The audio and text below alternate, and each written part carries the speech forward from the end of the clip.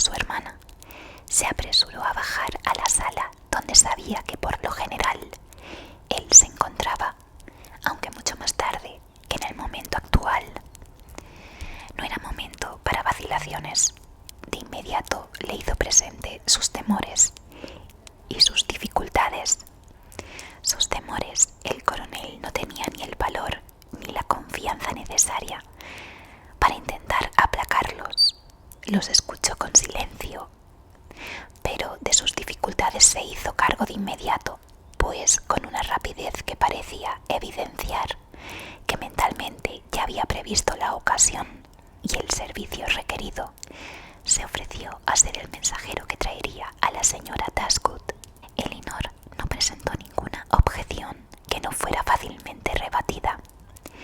Le agradeció con palabras breves pero fervorosas, y mientras él se apresuraba a enviar a su criado con un mensaje para el señor Harris y una orden para conseguir caballos de posta de inmediato, ella le escribió unas pocas líneas a su madre. El consuelo de un amigo como el coronel Brandon en esos momentos, de un compañero de la laya para su madre, qué enorme gratitud despertaba en ella. Un amigo cuyo juicio la iba a guiar, cuya compañía aliviaría su dolor y cuyo afecto quizá la calmaría. En la medida en que la perturbación que debía producir en ella un llamado como ese pudiera serle suavizada, su presencia, su trato y su ayuda con toda seguridad iban a lograrlo. Él, entre tanto, sintiera lo que sintiese, actuaba con toda la firmeza de una mente ordenada. Hizo todos los arreglos necesarios con la mayor diligencia y calculó con exactitud el momento en que ella podría esperar su vuelta. No perdió ni un instante en demoras de ningún tipo. Llegaron los caballos incluso antes de que se los esperara, y el coronel Brandon, limitándose a estrechar la mano de Elinor, con una mirada solemne y pocas palabras dichas, en una voz demasiado baja para que llegaran a sus oídos, se apresuró a montar en el carruaje. Eran entonces aproximadamente las 12, y Elinor volvió a los aposentos de su hermana para esperar la llegada del boticario y velar junto a ella por el resto de la noche. Fue una noche de sufrimiento, casi iguales para ambas hermanas.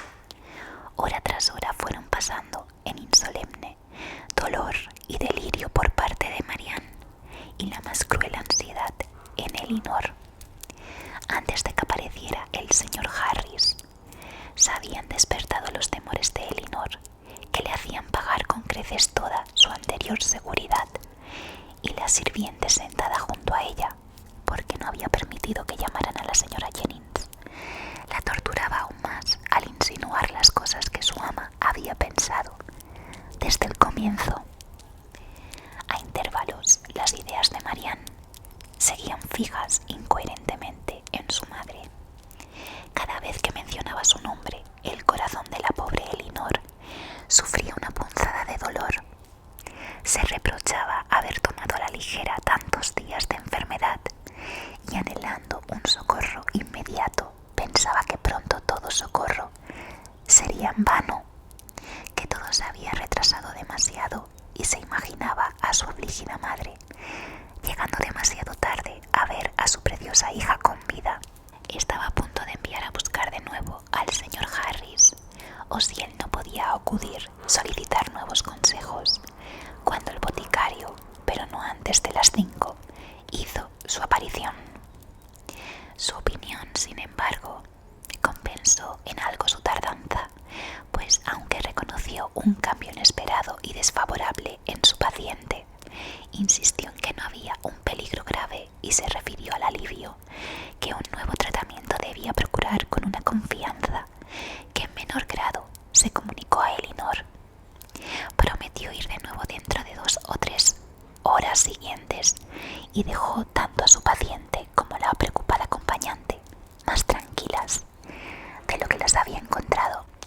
La señora Jennings se enteró de lo ocurrido en la mañana, dando muestras de gran preocupación y con muchos reproches por no haber sido llamada.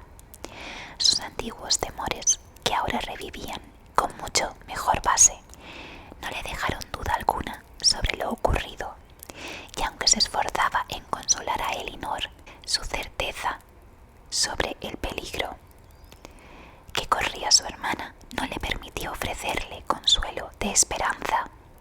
Su corazón estaba realmente apesumbrado. El rápido decaer, la temprana muerte de una muchacha tan joven, tan adorable como Marianne, habría podido afectar incluso a una persona menos cercana. Pero Marianne podía esperar más de la compasión de la señora Jennings. Durante 3 meses la había servido de compañía. Todavía estaba a su cuidado y sabía que le habían herido profundamente y que había sufrido durante largo tiempo. También veía la angustia de la hermana, que era muy especial en su favorita. Y en cuanto su madre, cuando la señora Jennings pensaba que probablemente Marianne sería para ella lo que Charlotte era para sí misma, sentía una genuina compasión por sus sentimientos. El señor Harris fue puntual en su segunda visita, pero las esperanzas que había colocado en los efectos de la anterior se vieron frustradas.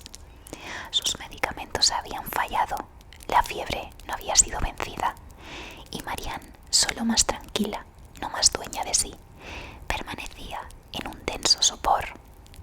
Elinor, captando todos y más que todos sus temores en un solo instante, propuso solicitar más consejos, pero él lo juzgó innecesario. Aún tenía algo más que intentar, una nueva prescripción en cuyo éxito confiaba tanto como en el de la última, y su visita concluyó con animosas palabras de seguridad que llegaron a los oídos de la señorita Dashwood, pero no lograron alcanzar su corazón.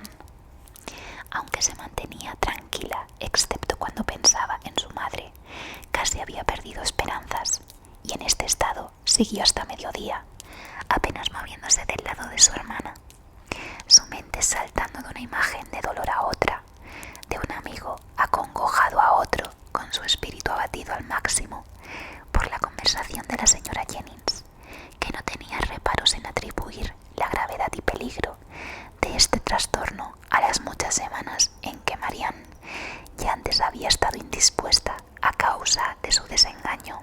Elinor sentía cuán razonable era esa idea, y ello le significaba un nuevo dolor añadido a sus reflexiones. Alrededor de mediodía, sin embargo, comenzó, pero con una cautela, un temor a ilusionarse falsamente, que durante algún rato le hicieron callar, incluso frente a su amiga imaginar, a tener la esperanza de estar percibiendo una ligera mejora en el pulso de su hermana. Esperó, vigiló, lo examinó una y otra vez. Finalmente, con una agitación más difícil de ocultar bajo un exterior calmado que toda su angustia precedente, se atrevió a comunicar su esperanza. La señora Jennings, aunque obligada tras un examen a reconocer una recuperación temporal, intentó que su joven amiga evitara entregarse a la idea de continuar, y Elinor, recorriendo mentalmente todos los argumentos que le recomendaban desconfiar, también se dijo que no debía alimentar esperanzas. Pero era demasiado tarde. La esperanza ya había hecho su entrada, y ella, sintiendo su ansioso aletear, se inclinó sobre su hermana para guardar, ya ni sabía qué. Pasó media hora y los síntomas favorables seguían bendiciéndola. Incluso aparecieron otros. Su respiración, su piel, sus labios, todos apelaban a Elinor con señales de mejoría, y Marianne fijó sus ojos en ella con una mirada racional. Aunque lánguida, la ansiedad y esperanza le acosaban, impidiéndole un momento de tranquilidad hasta la llegada del señor Harris a las 4, cuando la seguridad que le dio sus felicitaciones por una recuperación de su hermana, que incluso sobrepasaba sus expectativas, le entregaron confianza y consuelo, y pudo dejar de correr lágrimas de alegría. Marianne estaba notablemente mejor, y el señor Harris la declaró por completo fuera de peligro. La señora Jennings, quizá satisfecha porque sus presagios habían recibido justificación parcial en la última alarma que había vivido, se pareció confiar en el juicio del boticario y admitió con genuina alegría y pronto con indudable gozo la probabilidad de una completa recuperación. Elinor no podía estar alegre. Su gozo era de clase diferente. Llevaba algo muy distinto a la alegría. Marian, de vuelta a la vida, a la salud, a los amigos y a su amorosa madre, era una idea que le llenaba el corazón y se le expandía en fervorosa gratitud, pero no se manifestaba ni en demostraciones externas ni en palabras. Todo lo que abrigaba el pecho de Elinor era satisfacción, callada y fuerte. Siguió junto a su hermana con escasos intermedios toda la tarde, calmando cada uno de sus temores, satisfaciendo cada una de sus interrogantes, prestando todos los auxilios necesarios y vigilando casi cada mirada y cada aliento.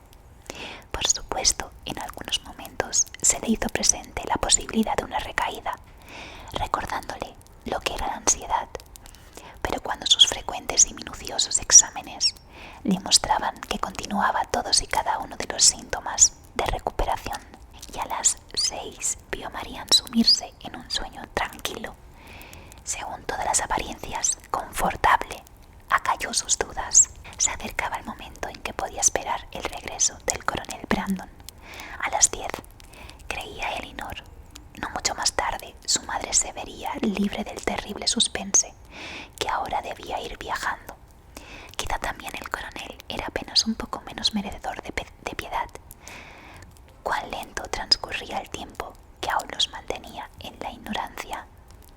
A las 7, dejando a Marian todavía entregada en un dulce sueño, se unió a la señora Jennings en la sala de té. Sus temores le habían mantenido incapaz de desayunar, y en la cena el giro repentino de acontecimientos le había impedido comer mucho. El actual refrigerio, entonces, con los sentimientos de gozo con que Elinor llegaba a él, fue especialmente bien recibido. Al terminar, la señora Jennings quiso convencerla de que descansara y le permitiera a ella tomar su lugar, pero Elinor no se sentía ni fatigada ni capaz de dormir y no iba a permitir que la mantuvieran lejos de su hermana. La señora Jennings subió con ella entonces hasta la pieza de la enferma para constatar que todo estaba bien. La dejó allí entregada a su cometido y se retiró. La noche era fría y tormentosa. Si hubieran sido las 10, Elinor habría estado segura de que en ese momento escuchaba un carruaje. Fue tan grande su seguridad de haberlo escuchado, a pesar de que era imposible de que ya hubieran llegado, que se dirigió al salón junto a la pieza y abrió una celosía para constatar la verdad. Enseguida vio que sus oídos no la habían engañado. De inmediato tuvo la visita. A su incierta luz le pareció distinguir que era tirado por 4 caballos, y esto, aunque era señal del enorme temor de su madre, explicó en parte tan inesperada rapidez. Nunca en toda su vida había encontrado a Elinor más difícil mantenerse tranquila, saber lo que su madre debía estar sintiendo en el momento en que el carruaje se detuvo ante la puerta. Su miedo, quizá desesperación, y lo que ella debía decir, sabiendo eso era imposible. Mantener la calma. Todo lo que quedaba por hacer era apresurarse, y así, quedándose sola, hasta que pudo dejar a la doncella de la señora Jennings con su hermana, corrió escaleras abajo. El trajín que escuchó en el vestíbulo mientras pasaba por un recibidor interior le confirmó que ya estaba en la casa. Avanzó a toda prisa hacia la sala